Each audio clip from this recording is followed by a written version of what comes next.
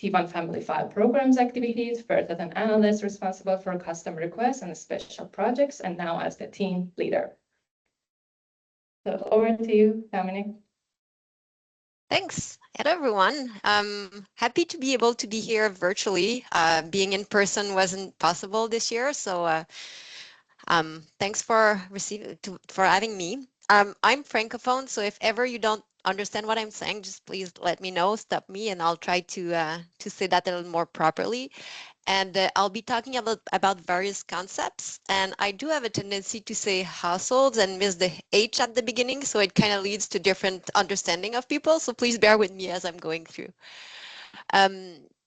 So today I'll be going over some of the TIFF features. I'm glad I got to hear a little bit of the discussion earlier. I'm sorry I missed the earlier presentation. It seemed like super interesting and very relevant to StatsCan and even for me and in terms of the lead of the T1 family file.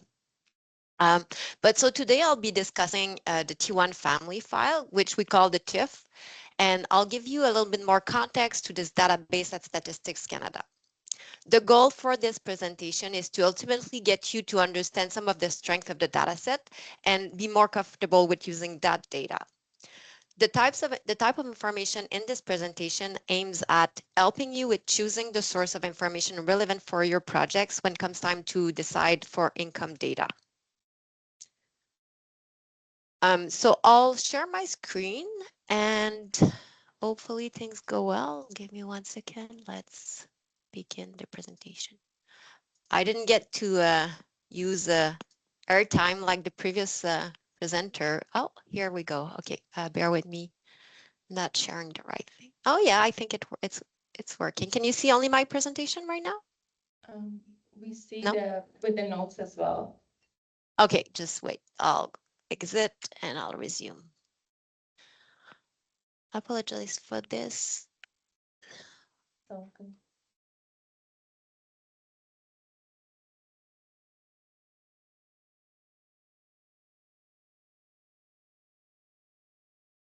I'm just playing with my monitors here. And here we go. I should be good now. It should be just the presentation. Excellent. Excellent. So I come from a division that's now called the Center for Housing and Income Statistics. And in that division, we do have information on owners, renters, landlords. So there's a division within my center that takes care of that information. But I'll be focusing on income today. And again, so let's just dive in right away.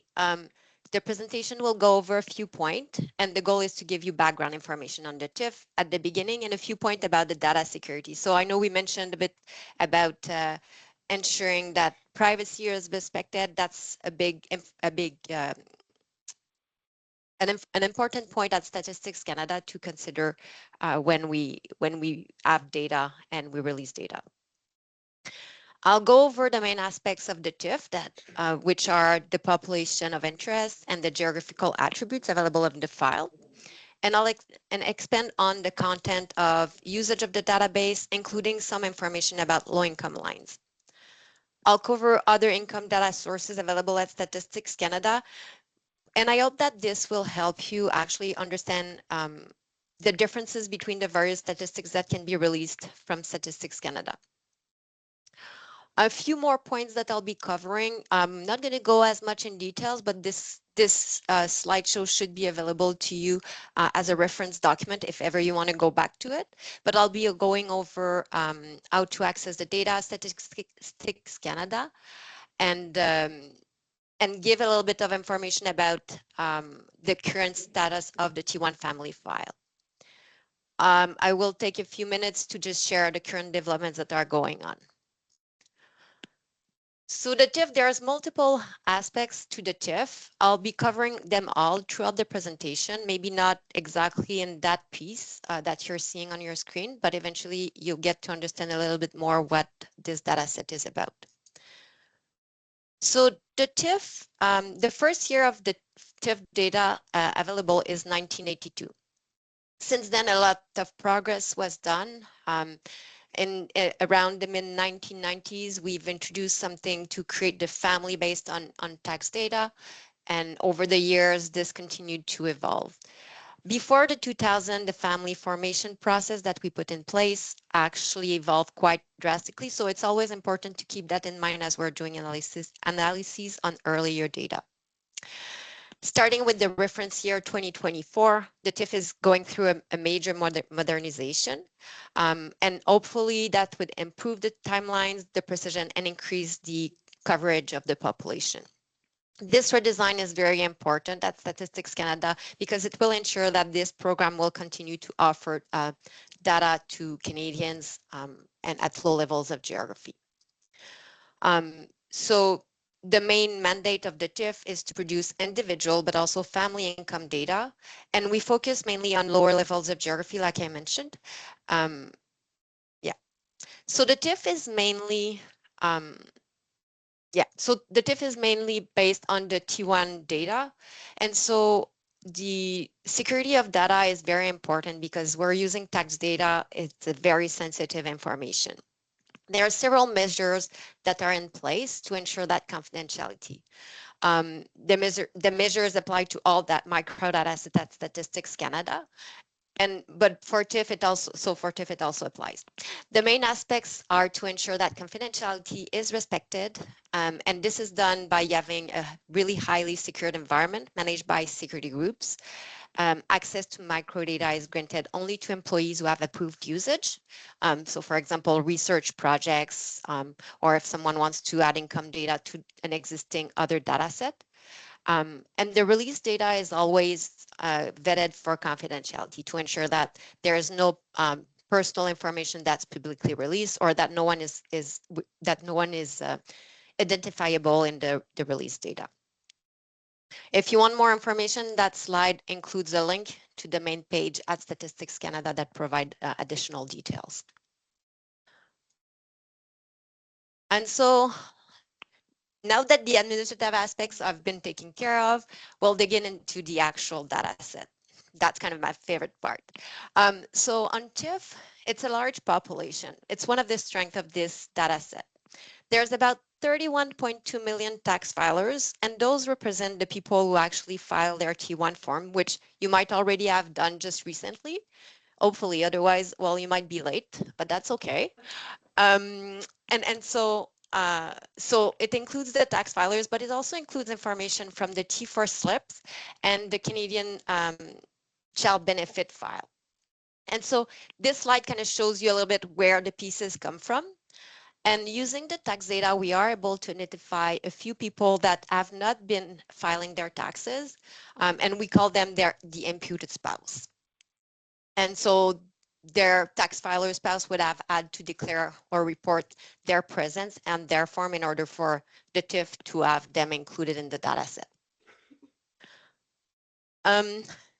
Some late filer will be included in the data set if they file their taxes before the December 31st of the year following the reference year.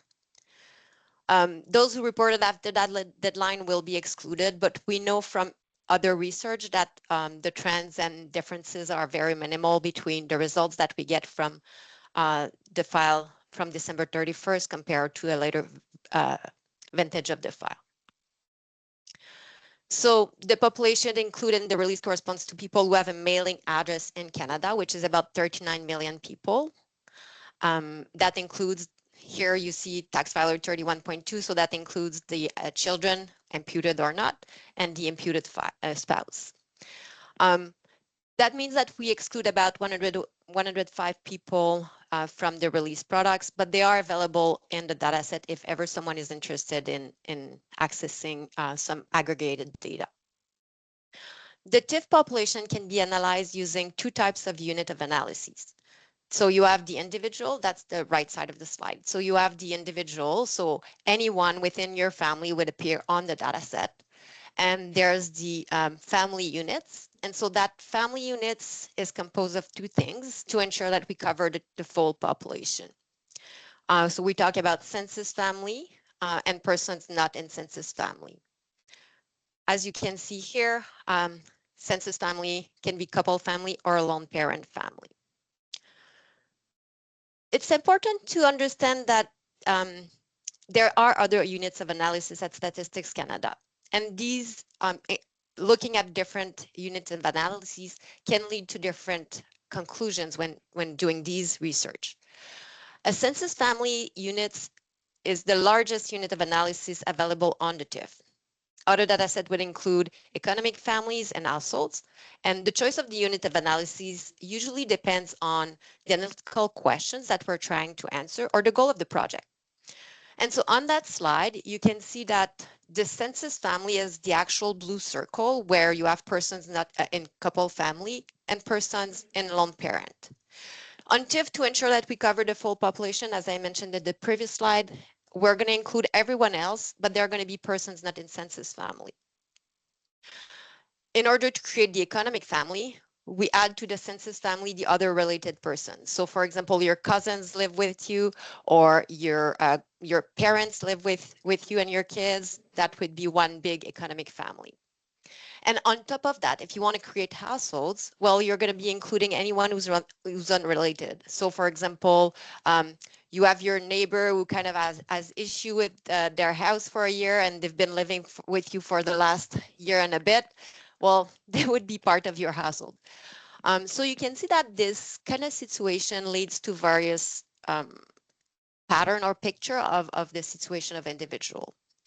Again, on TIFF, the main unit of analyses that are available are the individual and the census family and persons not in census family. A census family is the smaller, and so a census family doesn't take into account other related or non-related person living in their dwelling.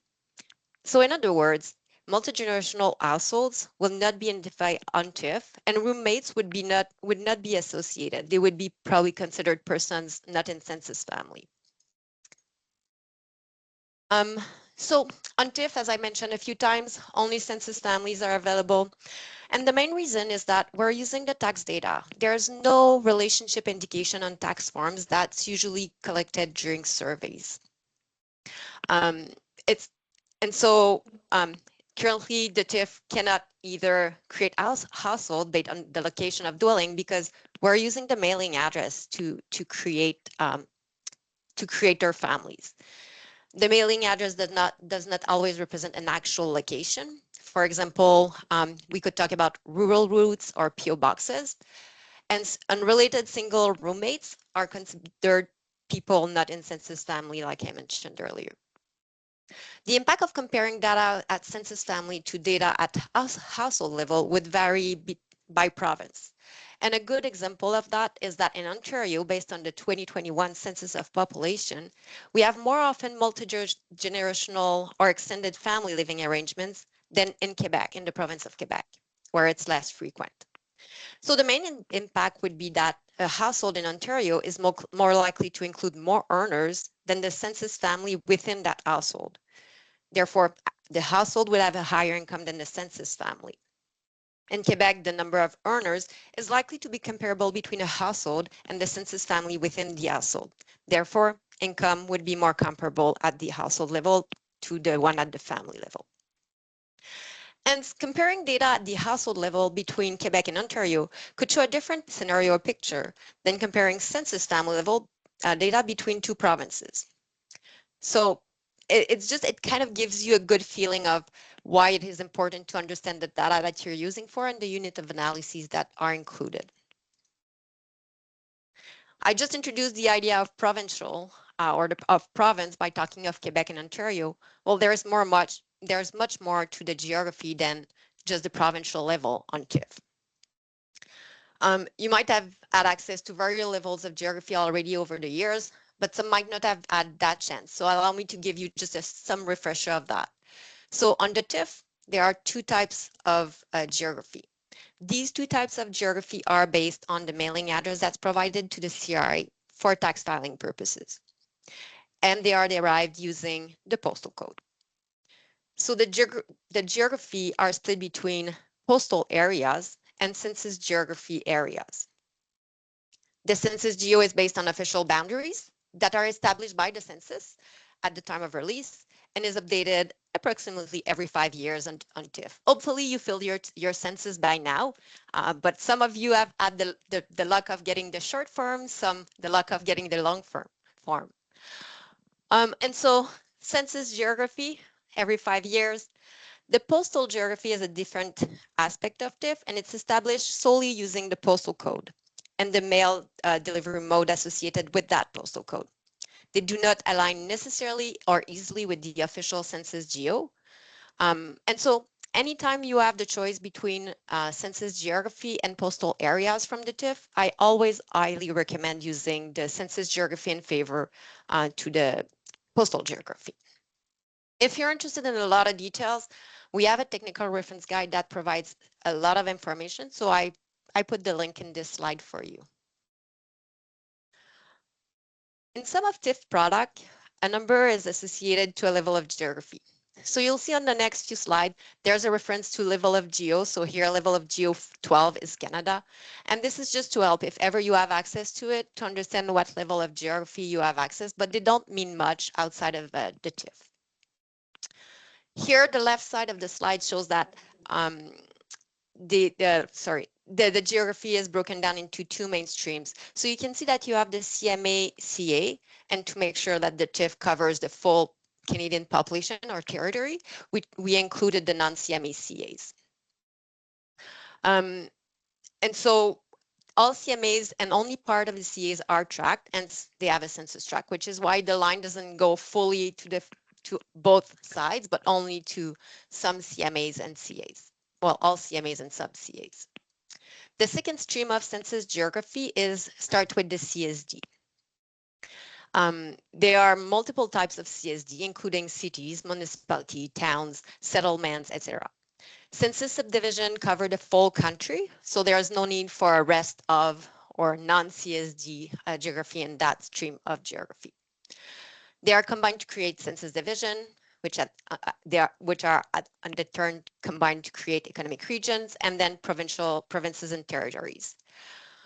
And the last piece of geography that is available that's based on census geography are the Federal Electoral Districts. But they are assigned based on postal code on TIFF, so one needs to be a little bit cautious when using it, as usually the Federal Electoral Districts are based on dissemination blocks. And the most recent version of the TIFF was of the geography on TIFF was using the 2021 census geography and the 2023 feds. So again, I mentioned that the TIFF is using the postal code to associate with a mailing address, associated with a mailing address to assign detailed geography. Well, as you can see here, in some instances, might create some issues. And so you have here, we're going to work with one postal code. And so this is the KOC 3X1. But before I go into that, I'm just going to say that one's mailing address can differ from their place of residence. And the second is that a postal code can straddle multiple census geo like you see here. So in this example, this postal code will be associated only to CSD number 2 because CSD number 2 has the largest population. Now CSD number 3 will have no population because there's no other postal code that are referring to that CSD in the concordance file. And CSD1 could show a smaller population count than what it should have been because only part of the postal code that would have been associated to CSD1 is actually not part of CSD1 and included in CSD2. And so this is more common into rural areas or large areas, but it does happen in more urban areas. And so it's important to keep that in mind as you're looking at TIFF data and access some coverage information before you make conclusion. And this could lead to a CSD not existing on TIFF. There are a few that currently don't exist on TIFF, but that are found on the census. Now we'll switch to postal geography. And if you have questions, you want to stop me throughout, please don't hesitate. So the postal geography, I present it here, but this was developed years ago in a content when mailing mailing information was much more relevant. Nowadays, internet, emails, well, not so much values in mailing information anymore. But there's nothing better than receiving a postal card from your grandma who's taking a sunbath in Florida or something. Anyways, as I mentioned earlier, one should always favor census geography over postal geography. There's one specific thing this slide is important to me for is on the very left bottom corner, you'll see that there's the urban forward sortation areas. Forward sortation areas, or FSA, which is easier to say. Someone might be super interested in having information at the FSA level, but they have to be careful about this specific one because it's a partial FSA. It will only include postal code that have a delivery mode that's urban and not rural. And so it's just important for people to know that if you're using an urban FSA, it might not correspond to the actual FSA, full FSA, which also one note that Statistics Canada is not to release the full 6-digit urban postal code anymore, and it's been that way for several years. Okay. So now I'm going into the income concepts. So that's a very important part of TIF, and you'll see that this is broken down into multiple pieces. You have the details here. I'm not going to go into details. I think the most important thing to understand is that we have a total income. And with that total income, which includes government transfers and all kinds of market income, you can create the after-tax income by subtracting federal and provincial taxes. Now, the market income can be broken down in multiple pieces. So you have employment income, investment income, pension, and usually the remaining goes into other, but it could include some disability benefits and other taxable income. The government transfer is split into two main components. You have the taxable government transfers, which usually are reported on the T1 form or your main tax form, and the non-taxable aspect.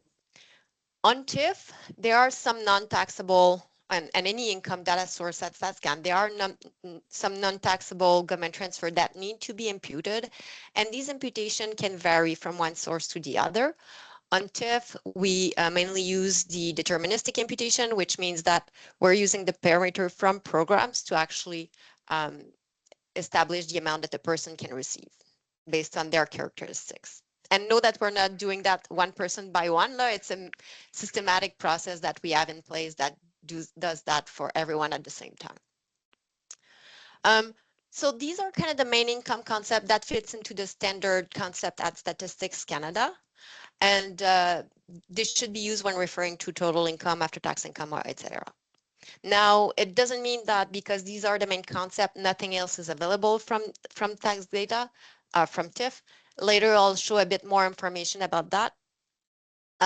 But you do have the employer contribution to registered pension plan, to the Canadian pension plan, Quebec pension plan, or employment income plan. The capital gain is also something that's important for some people in terms of income, but they're not considered as being a standard income concept that needs to be included in their income. So who had thought that so many things could be included in income? Usually if someone asks you, well, what's your income? You're going to think, well, my employer pays me X amount per year, or I reported X amount in total income on my taxes. Well, know that it's much more than that. So the main characteristics available on TIF, the analysis using the TIF data can be done using these characteristics, income concept and tax-related concept.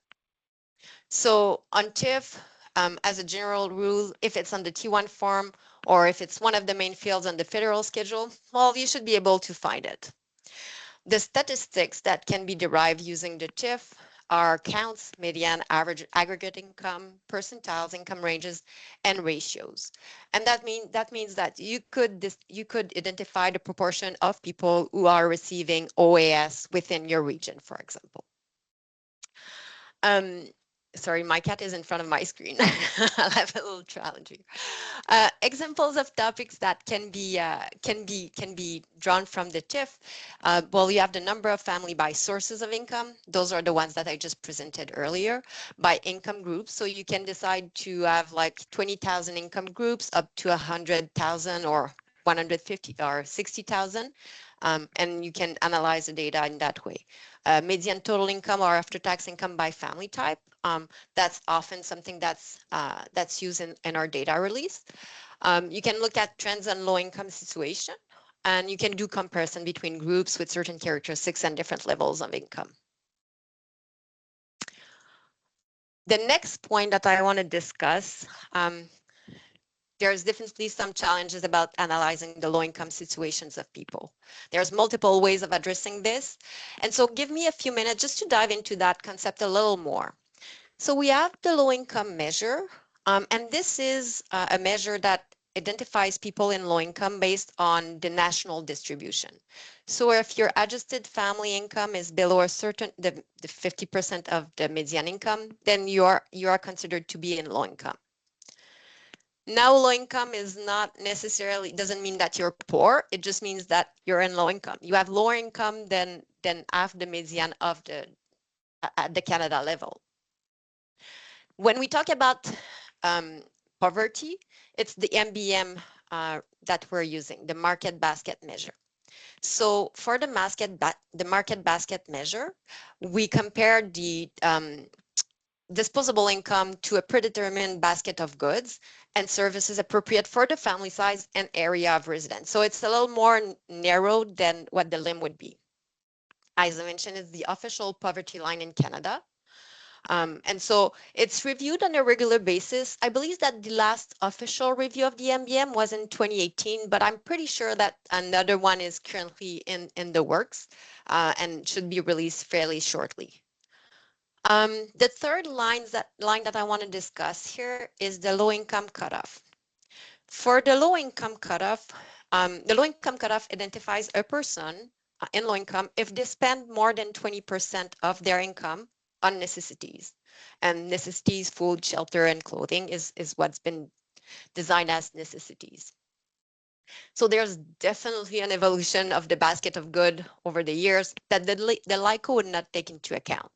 Even though it adjusts for the inflation, well, it doesn't take into account the fact that nowadays internet is kind of more or less a necessity for most of us. If it weren't there, I couldn't talk to you today.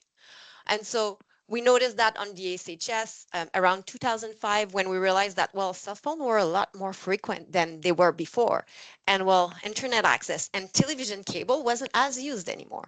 So there's definitely something that the LICO doesn't take into account. And so for those reasons, it's really recommended to use other low income lines when they are available, obviously.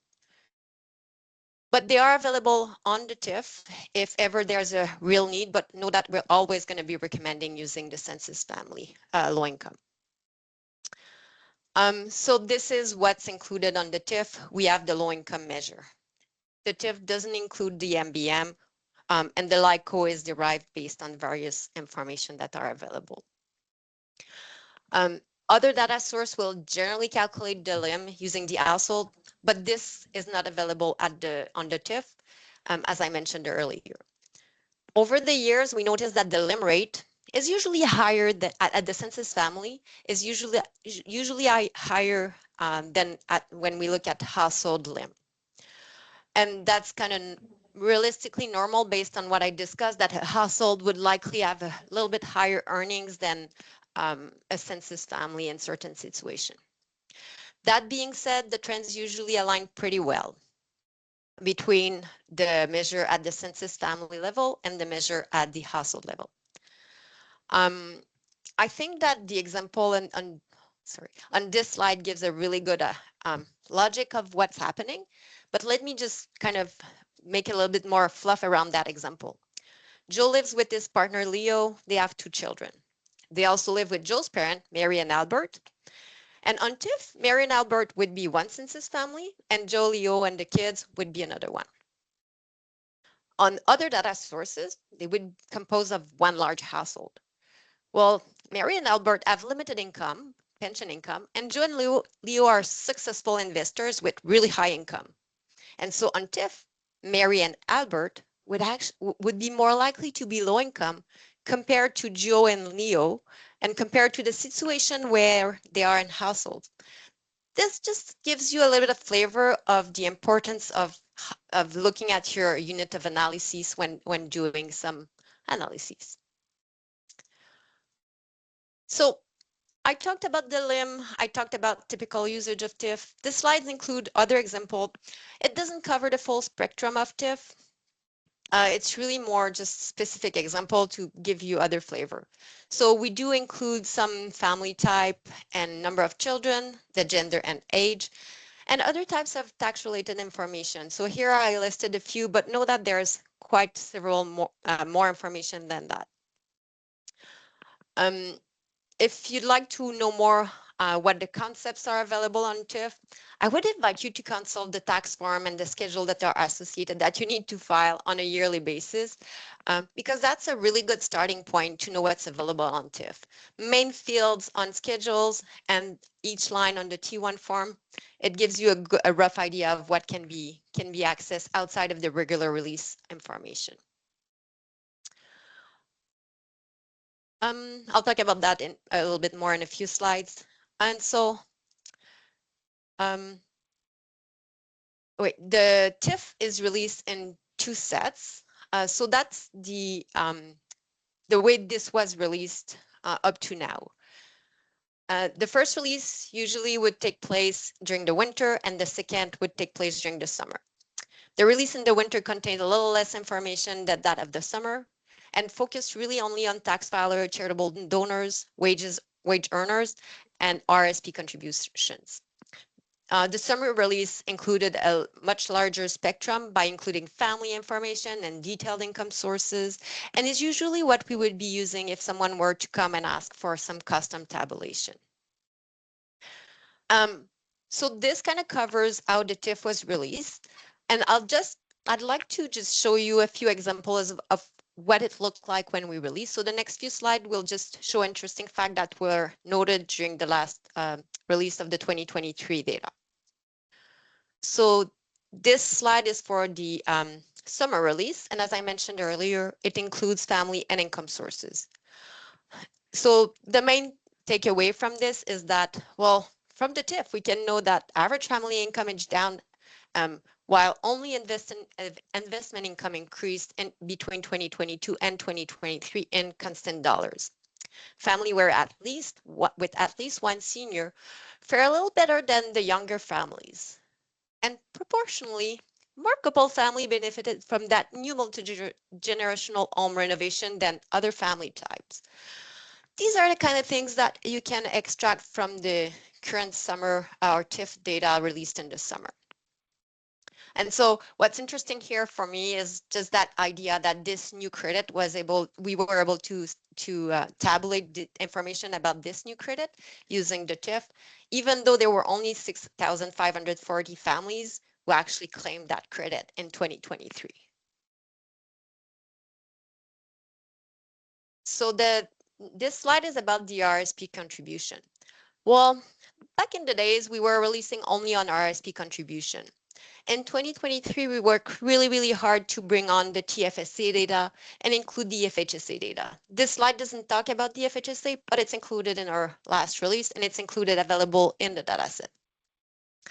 And so here, having this information on the dataset allowed us to measure that actually most contributors contribute either to the TFSA or the RSP, but about 2.5 million still contribute to both saving vehicles. And often, if you look at the statistics, higher income are closer to the maximum contribution that they can make to TFSAs. And actually, everyone is actually always closer to the maximum amount. And it does show that the higher income you have, the more likely you are to contribute to your RSPs or TFSAs. The next one is about charitable donation. Here, there's a caveat with charitable donation that can be extracted from the TIF, in the sense that only those that are deductible are included in the tax form, and people need to think about reclaiming those donations on a yearly basis to be able to be recorded in our data. And so here, while charity donation declined quite drastically in 2022, and there was a large rebound in 2023. We can see also that there was a large overrepresentation of seniors among donors in 2023. So that's the kind of thing that can be extracted again from the TIF. I mentioned a few times that the TIF is not the only source of income data. And so data on income of Canadians are also available from other surveys. Here I'm mentioning more the surveys or the programs that provide data on individual, but know that there are also programs that are more looking at the macro picture of the situation, and that comes from what we call the National Economic Accounts and Statistics Canada. On our side, we're really focused on individual. We have a lot of characteristics, and usually it comes from either administrative data or simple or surveys. Sorry. So let me go through a few points that I hope will help you understand the difference between those main sources of information. So here you have the census of population, the T1 family file, the longitudinal administrative data bank, or the Canadian income survey. Statistic, no, it's survey. There's a typo here. And so in terms of sample, the TIF is not a sample. It actually includes all tax filers and their dependent. The LAT is derived from the TIF, and it's a sample, 20% of the T1 family file. Now the census is a mix of a sample and not a sample. So you remember at the beginning I talked about, or at some point earlier, I talked about, well, you might have received a short form or you might have received a long form. Well, technically, 1 out of 4 household actually received the long form census. And so it's a sample. But then there's part of the census that, well, every Canadian actually filed their, every Canadian actually filed their census form. So technically, it's not a sample. And so these kind of compare, the census is a mix, the TIF is not a sample, the LAT is a large sample, and you have the Canadian income statistics. That's a moderate sample. And we're talking about, I can't remember exactly, but I think it's 150,000 people or households. I would have to double check that number. But so when you think about the TIF that we talked earlier, that has 39 million people, and something close to 18 million families, well, 150,000 household changes a little bit how you can use the data and how far you can drill down with the data. At the geography level, they compare relatively well. The census has census geography, obviously, and FSAs, forward sortation areas. The TIF has the census and postal, and the LAT has the similar because it's a sample from the TIF. And the CIS contains the census geography. And because of the size of the sample, the detailed geography is limited on the Canadian income survey. A little bit like I mentioned earlier, the data source, one is survey. The census is survey, the Canadian income survey is a survey, but the census also linked to the tax data to complement the questionnaire with income information. The universe, well, the census covers all individuals living in Canada, where all individuals who have a principal residence in Canada. TIF includes all tax filers and dependents, LAD tax filers and dependents from the sample, and the Canadian Income Survey, all individuals living in province. And now they include also, they have a release that covers the territories. So it covers more or less all Canada, but in a different ways and focus on different populations. So for example, the census is interested in private dwelling, Canadian Income Survey also on TIF.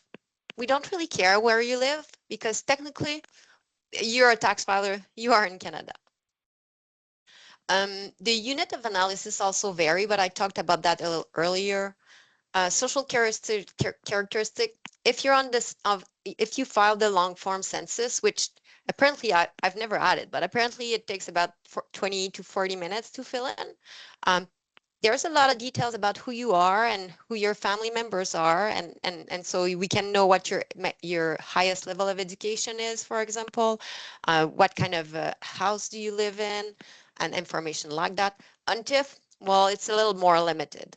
Similarly to the LAD and on the Canadian Income Survey, it's relatively detailed. It's a subsample of, or it's a supplement to the labor force survey. And so you have some kind of similarity with the characteristics that are available in the labor force survey.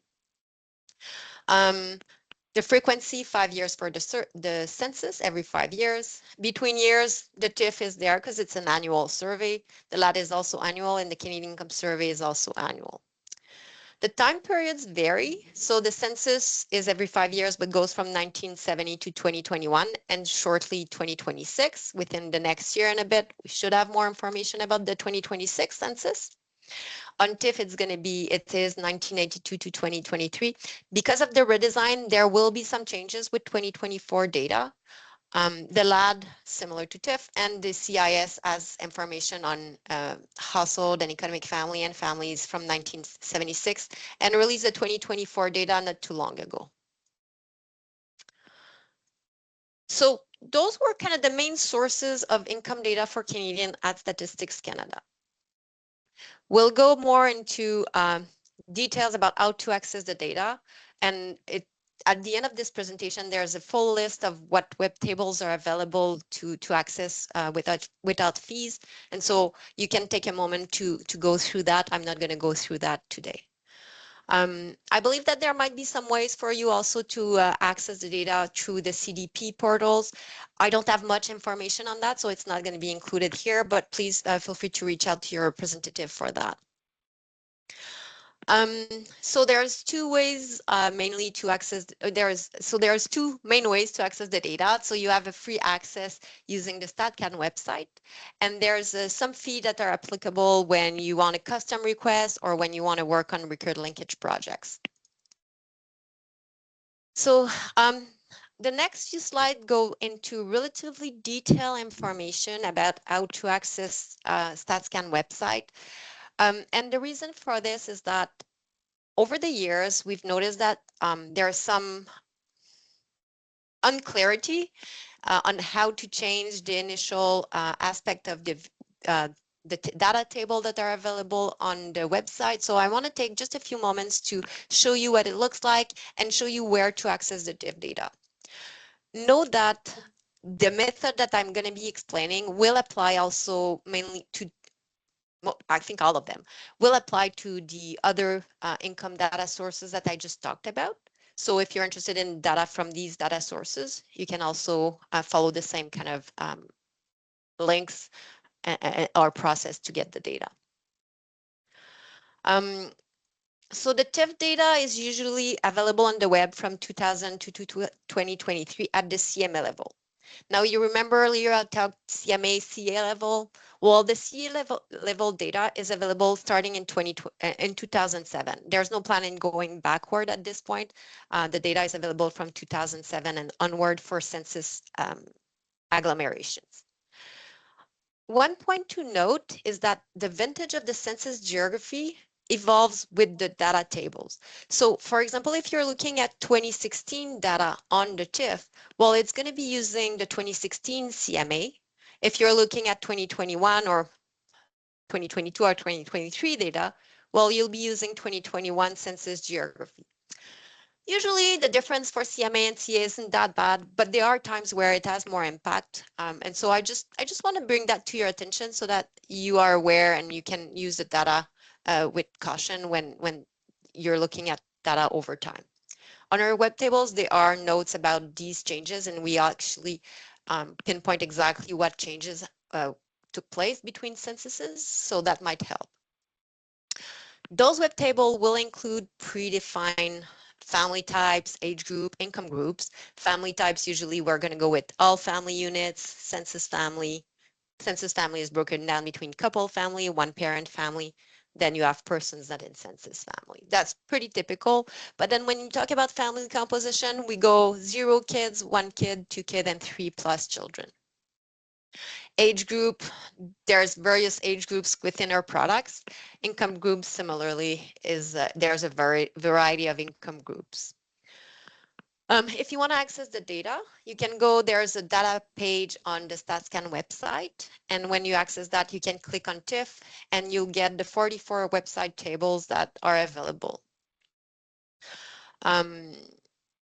There are also 2 visualization tools that are based on on selected web tables that are listed here, but I'll give you a visual in a minute. So this is like the main page for data when you go on the StatsCan website. So you go on StatsCan website and then there's an icon at the top where you click data and it brings you there. In the keyword and search engine, you can type TIFF and then it will show you those 2 products that are related to TIFF. So we call them annual income estimates for census families and individual. This is TIFF. Income and financial data of individual preliminary T1 family file. This is the winter release. And so once you've selected that, on the right, you'll have all the list of tables that are accessible, and you can you'll need to go over multiple pages to cover all of it. Once you get to a table that you like, you'll have something similar to what you see on the screen. Multiple ways of changing what's currently seen on the website. You can actually go in the geography section and select various by all the provinces and territories and the CMA-CAs that are included. You can also change the reference period. And again, I mentioned that usually we cover 2000 to 2023. And if you want to be a little more play a little more with the visual, there's usually more to it than just the geography and the reference period. So you can click on add remove data and there you'll have more options. Sometimes it's going to be the census family type or the family size, the family composition. Age groups is a classification variable that becomes available to customize your table.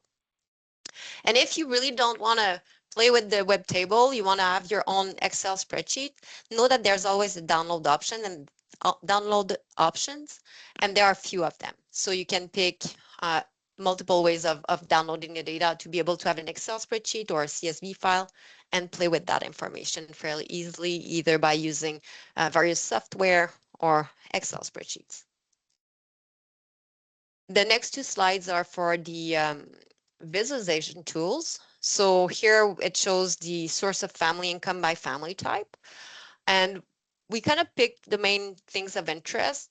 So you see that 66.5% of families have wages, salaries, and commission in Canada. And if I wanted, I could narrow down in a few geography by selecting here at the top. So there's a way to change this table a little bit. Now we have something similar for individual, but we don't go into the income source detail, but we focus on total income and after-tax income. And those are the kind of visuals that you'll have. And I see here that in 2023, there were 30.6 million people with income and that their average income was $61,000. I did mention that there were multiple ways of accessing the data. Some was with fees, some without fees. So I just showed the without fee. I'll just spend a bit of time on the next few slides. People who are interested in lower geography tables or longer time period that's available on the internet. Remember I said that 1982 to onward was available from the TIFF. People can, data users can request for a minimal fee what is being called standard tables. So the availability of geography I talked about earlier, down to the CSD and census tract for the census geography, and for the postal geography, there's various levels that I'm not going to go into too much. The time turnaround to deliver those tables are usually relatively quick compared to custom table that I'll talk in a moment. I believe, if I'm correct, that on the CDP platform, there will be some information from standard tables, so you might already have access to this, but know that this is a product that was available and that is available until 2023. Now, if I go into, well, you have standard tables, you have web table, you didn't find what you were looking for, and God, you really need that data. And so custom table often requires several exchanges before the content is finalized. We need to, and people who order custom table need to be aware that we have to apply confidentiality rules to these tables. So it's possible that for confidentiality reasons or even data limitation, some requests might not be feasible. And I mentioned it just to manage expectations. You can reach out, we'll do the best we can to find data, but there are times where we're just limited.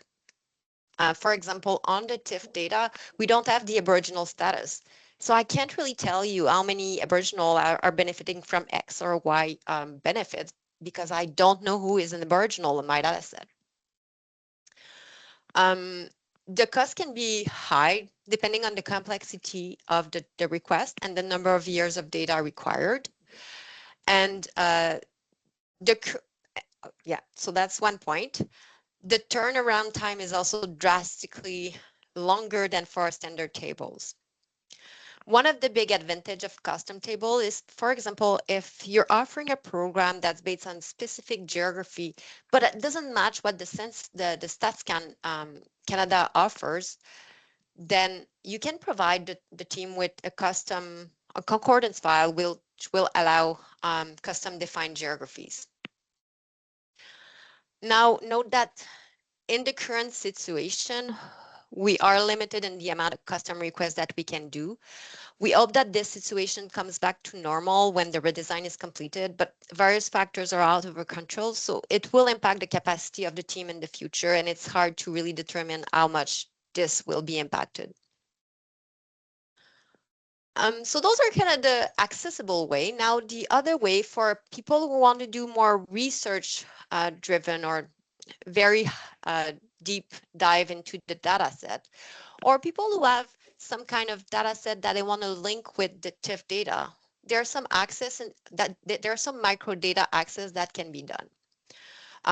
A good example is there's one here, but I'm just going to give you another one. Let's say your team is offering a big benefit to a large portion of your population, and you would like to attach detailed income information, even go backward or forward to the beneficiaries who are with this benefit to understand the impact of that program. Well, you could link your data set to the TIFF data set, extract only information for those individuals, and get a clear picture of the income of your population. You might realize that these projects are much more complex, much longer term, and than a classic custom request, and that the data cannot be accessed freely on your laptop at home. It needs to be in a safe environment by the employee, and only the data can be released. There's a high cost associated to that. If you are interested in more information, there's a link for the Research Data Center process that you can reach. If you are interested in some linkage more precisely, you can also reach to us and we'll direct you to the appropriate team for this. Okay, so I think that covers it. Just a quick word about the Data Service Center at Statistics Canada. If you are looking for data and you have no idea where to find it, or if you're kind of unsure, if you have multiple projects, you want to reach out to multiple programs and get data from multiple places, I'd like to invite you to contact the Data Services Center, who are able to provide you with this assistance that will kind of help you streamline your process.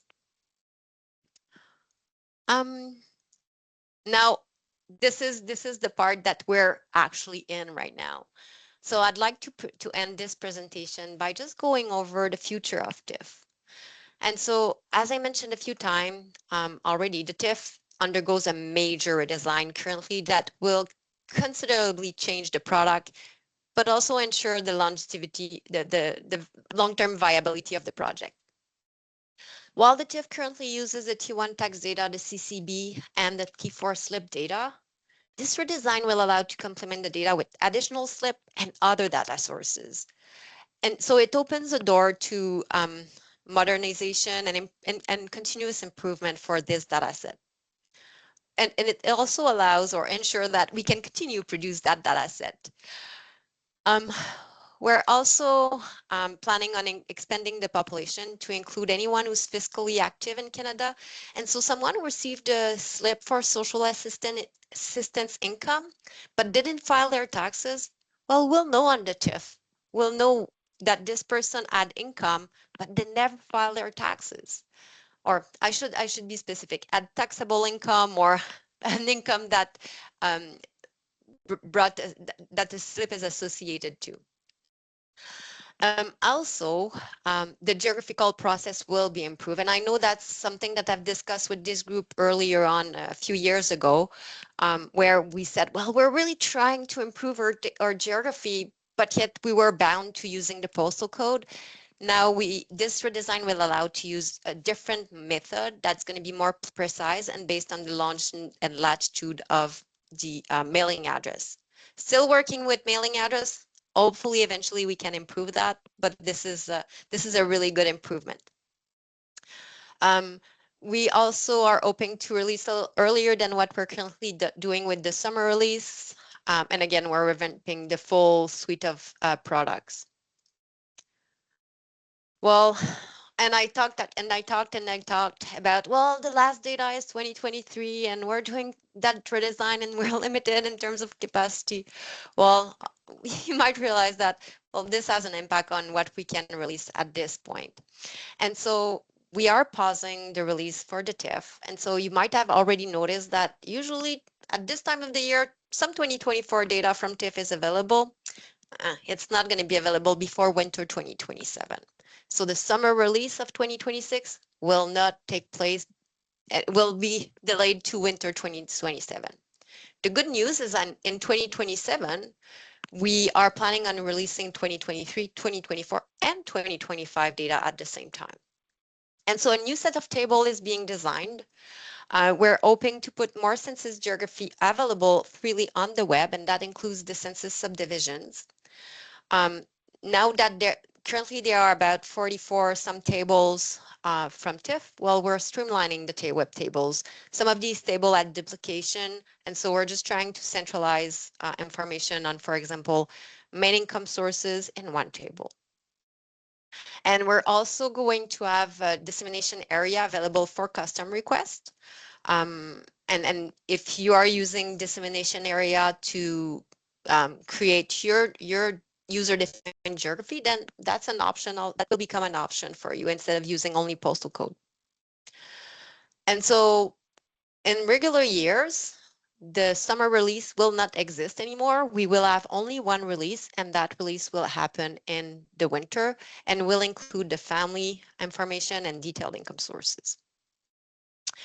And so know that we're really committed to improving continuously this product to meet the data needs of Canadian, and we always welcome feedback.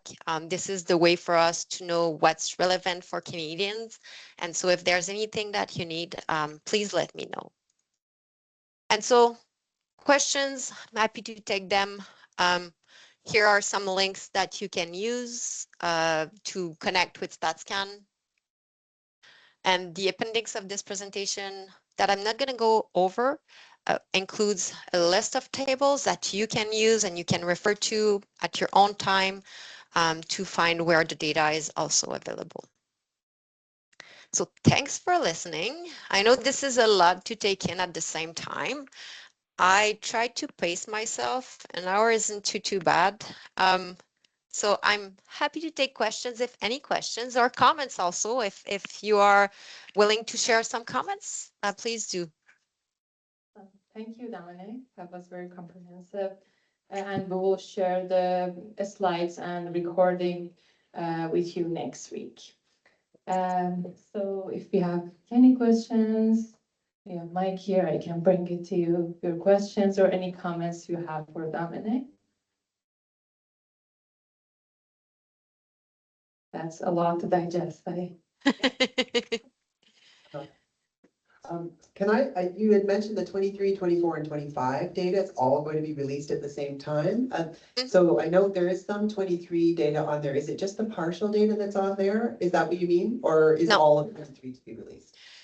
So because we're doing a redesign, we're changing the population, we're revamping the tables. So there's going to be a big discontinuity between the table that currently exists and the new tables.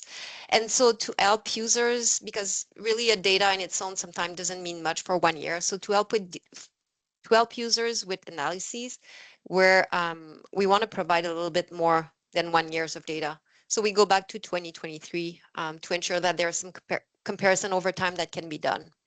That's the further back that we can go at this point, and I don't know that this is going to change, but at this point, there's no plan in going further back with the TIFF plus or the TIFF redesign data.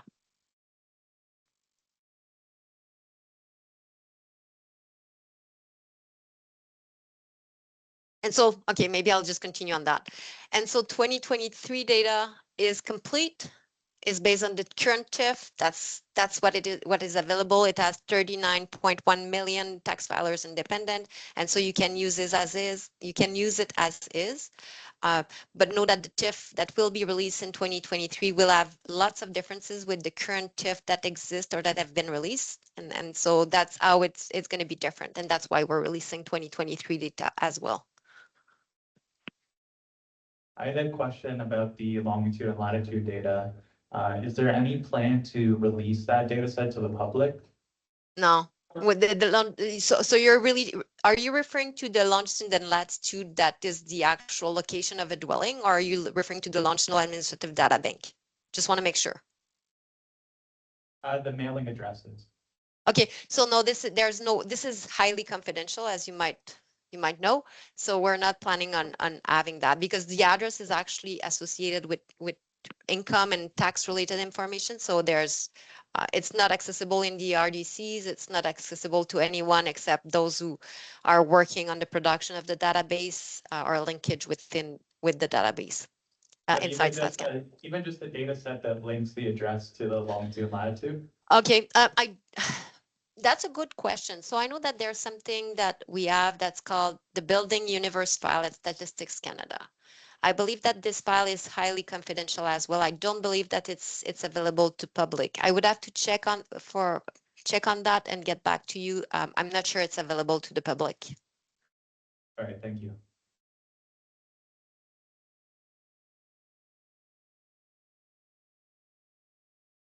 Is there any other questions for Dominic? Taxfiler?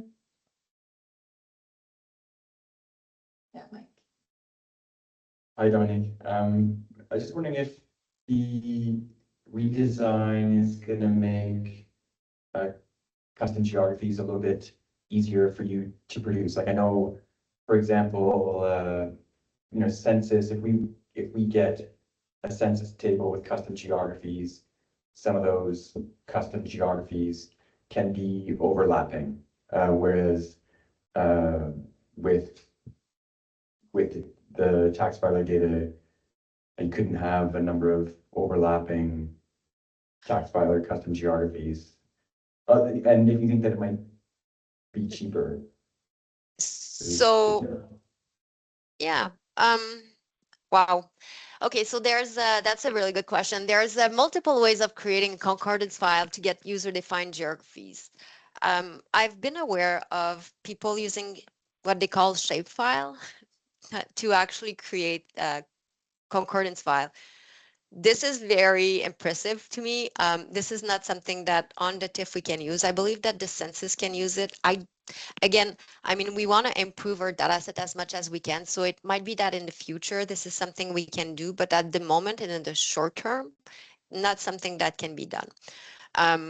In terms of concordance file, it will be possible to have DAs or dissemination area or postal code to user-defined geography, which is an improvement compared to what is currently being done. In terms of overlapping geographies, probably the main reason why this was not possible before is because for confidentiality reasons. So depending on the concordance file, it is possible to have overlapping geographies. But the user need to know that there are going to be suppressions that will have ripple effects. So for example, if you have one geo that includes 3 suppressions, well, you need to ensure, but that there's one geo that's included in another neighborhood in a different concordance file or a different type of geo, it might lead to more suppression on that geo. So you can imagine that the cascading effect is going to go is going to go fast, very fast. And a lot of suppression can happen. And so to answer your question, it's likely that it's going to be possible to have overlapping geographies. Now, the impact on the availability of the data isn't clear to me depending on the size of the geo. Does that help, Mike? Yeah, no, that's very helpful. I appreciate it. Yeah, okay, you're welcome.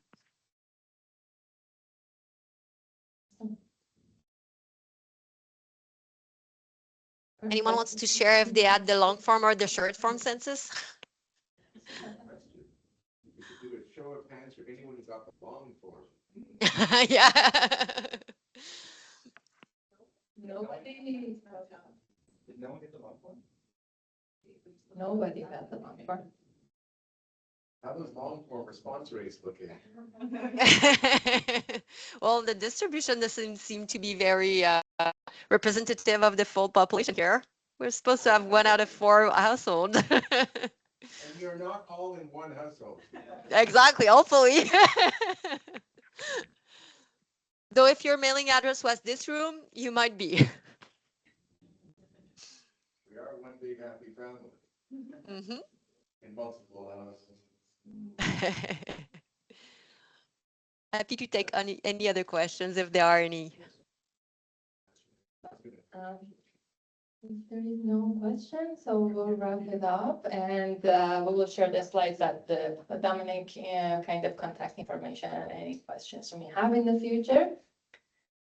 We have, no, okay, so thank you so much, Dominic, for that, and I appreciate it. That was awesome. Thanks for your time, everyone.